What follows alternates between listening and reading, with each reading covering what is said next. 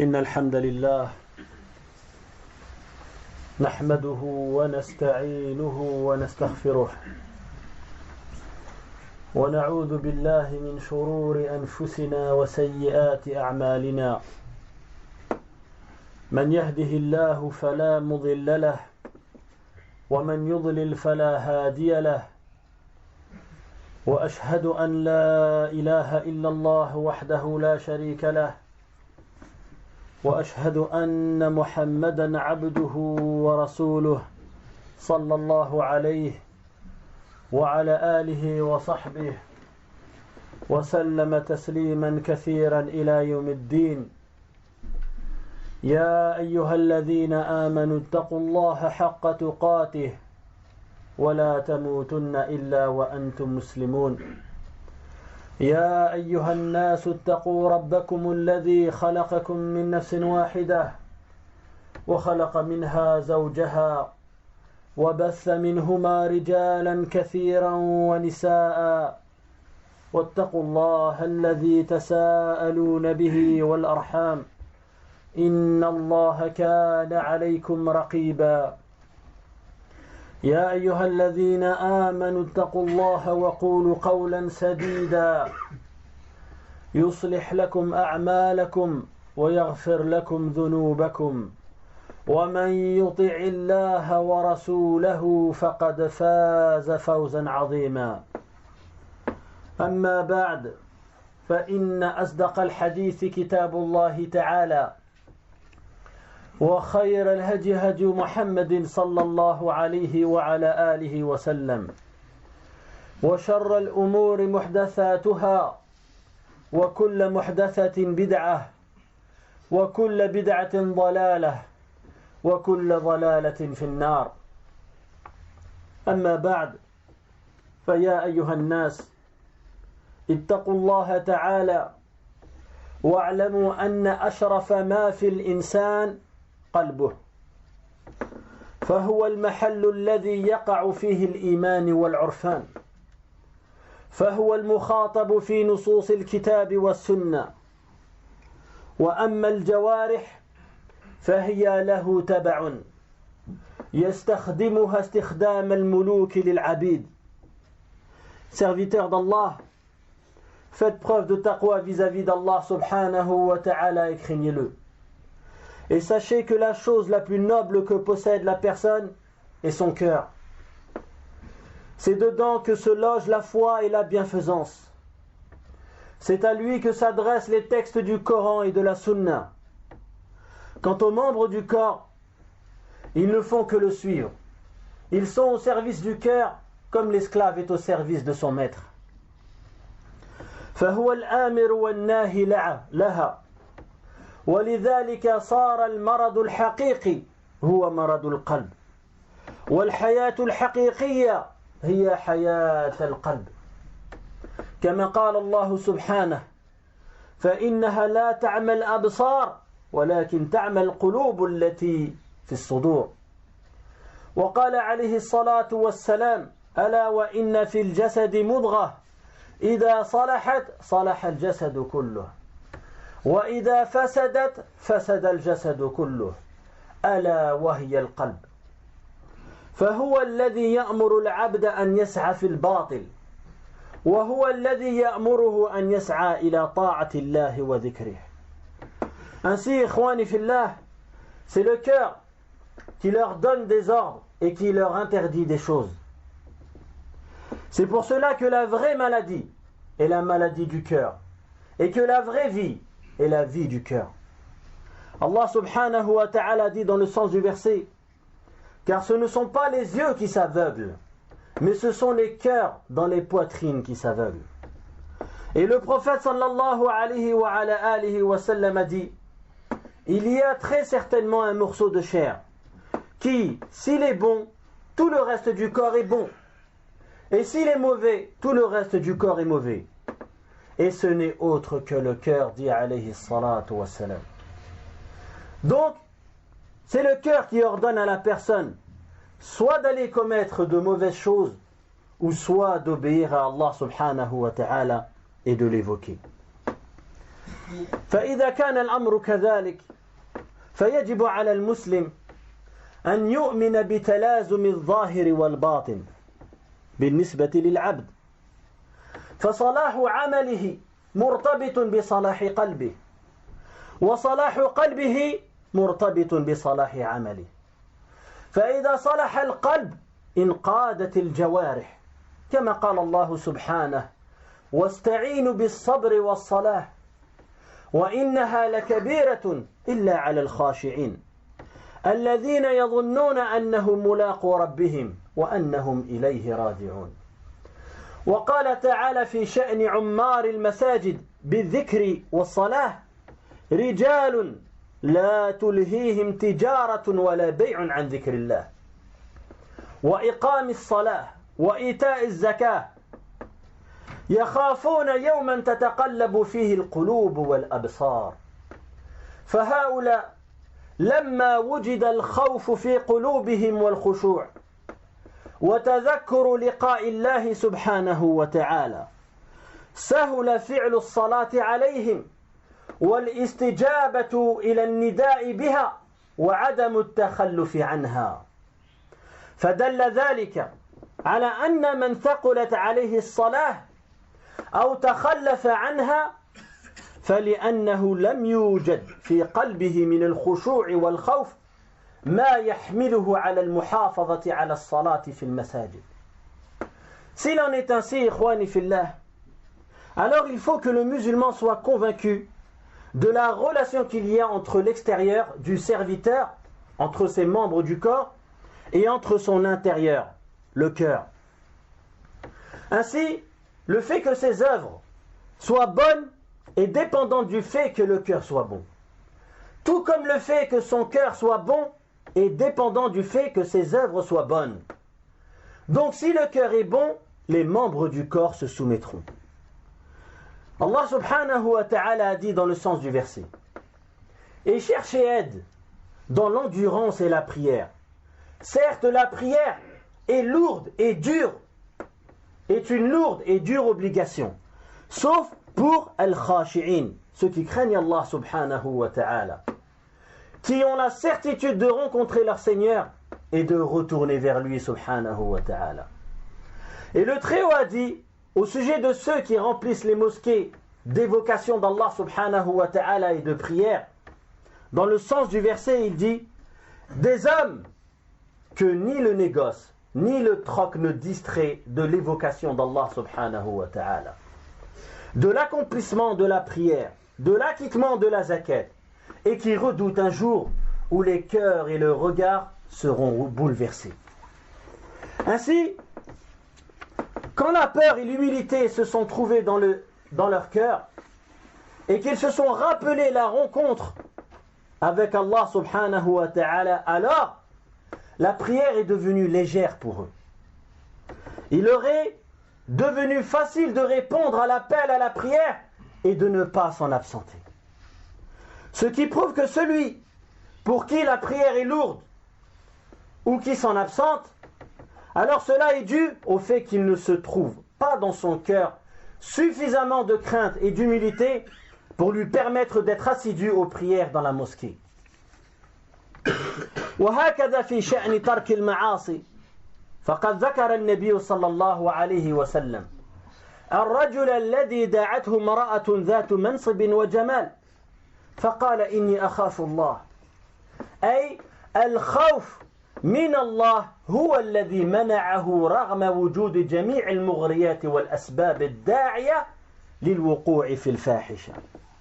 Il en est de même pour la personne qui délaisse les péchés. En effet, le prophète sallallahu alayhi wa sallam a cité le cas d'un homme qu'une femme belle et de haut rang avait incité à forniquer avec elle. Il a répondu à cette femme: je crains Allah, inni akhafullah. C'est-à-dire que c'est la peur d'Allah subhanahu wa ta'ala qui l'a empêché de passer à l'acte. Malgré le fait que soient réunies toutes les tentations et toutes les causes incitant à commettre cet acte immoral. وهكذا الشأن في الرجل الذي استغل حاجة ابنة عمه إلى المال وكان يحبها حبا شديدا فأعطاها على أن تخلي بينه وبين نفسها. فلما قعد بين رجليها قالت اتق الله ولا تفض الخاتم إلا بحقه، فقام عنها وهي أحب الناس إليه. فتقوى الله التي في قلبه أي في قلب هذا الرجل أقضت مضجعه وحالت بينه وبين الإقدام على هذا العمل. Il en est de même du cas de l'homme qui avait profité du fait que sa cousine paternelle, qu'il aimait passionnément, était dans le besoin pour lui proposer de se donner à lui en contrepartie des biens qu'il lui donnerait. Quand il fut assis entre ses jambes, elle lui dit: fais preuve de taqwa vis-à-vis d'Allah subhanahu wa ta'ala, ittaqillah, et crains-le. Ne me frôle, ne me déflore plutôt que de manière licite. Il se leva alors et la laissa, alors que c'était la personne qu'il aimait le plus. C'est donc la taqwa d'Allah qu'il avait dans le cœur qui lui a rendu, ou qui lui a rendu la couche, insupportable et qui s'est interposée entre lui et le passage à l'acte. فالعبد لا يقبل على الله كما ينبغي ولا ينفك عن المعاصي إلا إذا صلح قلبه. La personne ne pourra donc se diriger vers Allah comme il se doit, et elle ne pourra s'écarter de sa désobéissance que si son cœur est bon. أقول ما تسمعون وأستغفر الله لي ولكم ولسائر المسلمين من كل ذنب إنه هو الغفور الرحيم.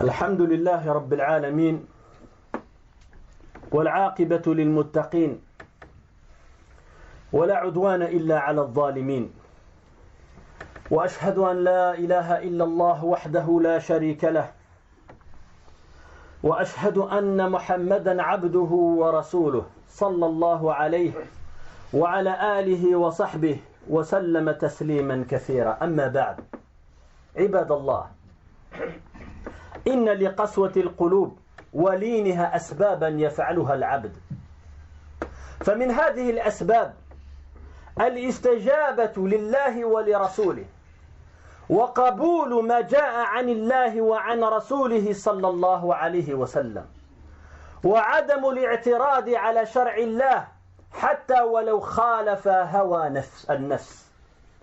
قال الله سبحانه: يا أيها الذين آمنوا استجيبوا لله وللرسول إذا دعاكم لما يحييكم واعلموا أن الله يحول بين المرء وقلبه وأنه إليه تحشرون.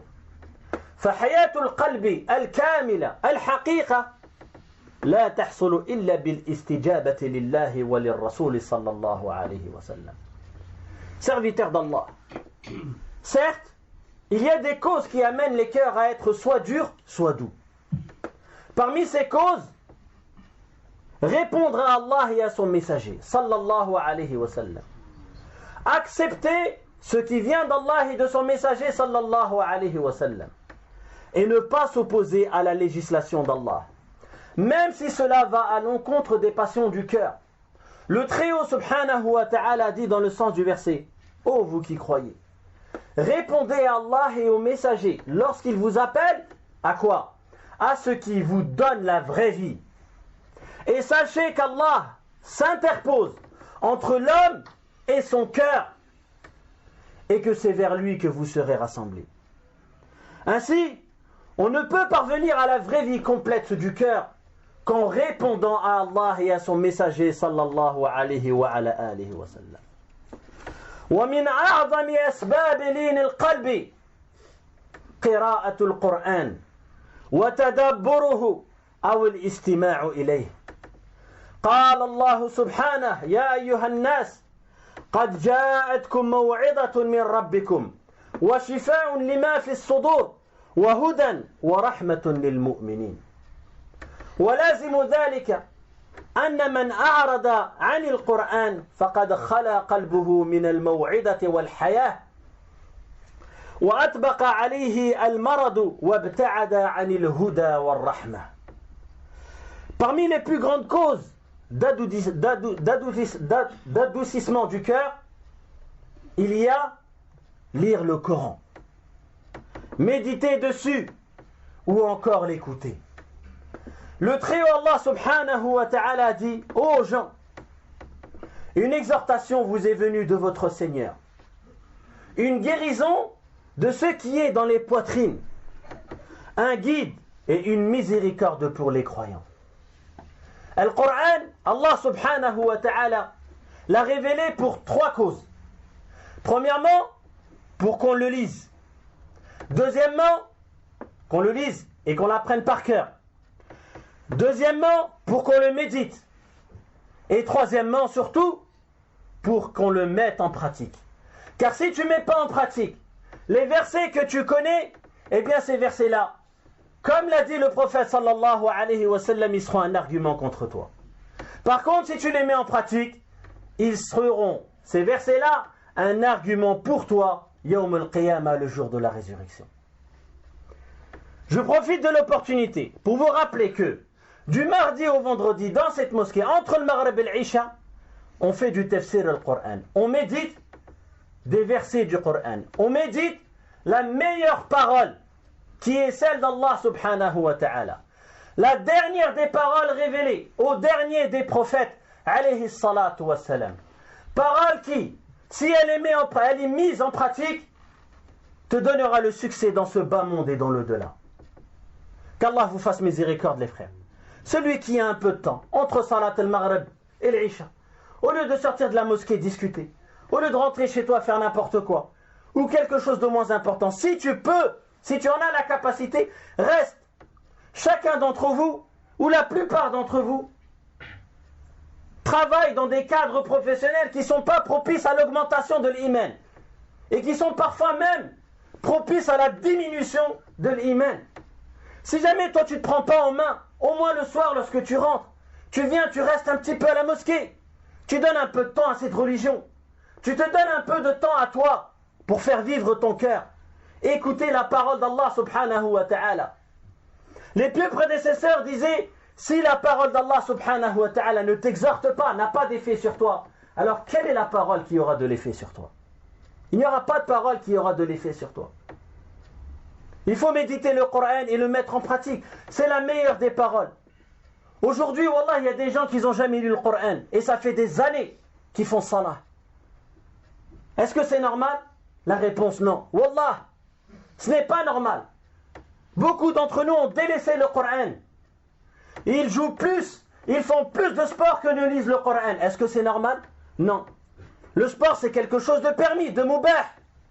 Mais ce qui n'est pas normal, c'est que tu pratiques du sport régulièrement et beaucoup, très fréquemment, mais que le Coran t'en lit pas un verset par mois. Un verset par mois. Oui, naam, il y a des gens qui même pas un verset par mois ne prennent le Coran.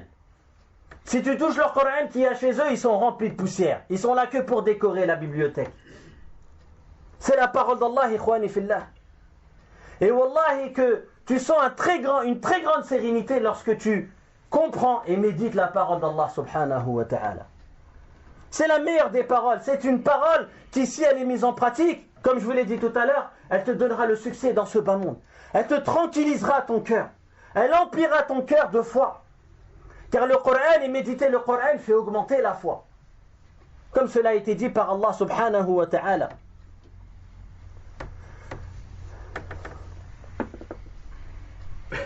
Parmi les plus grandes causes donc d'adoucissement du cœur, il y a lire le Coran, méditer dessus ou encore l'écouter.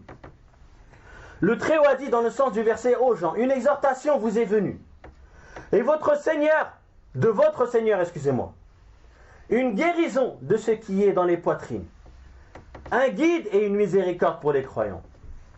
Et cela implique que celui qui s'écarte du Coran aura privé son cœur d'exhortation et de vie, qui l'aura plutôt rendu malade, tout en s'éloignant de la guidée et de la miséricorde.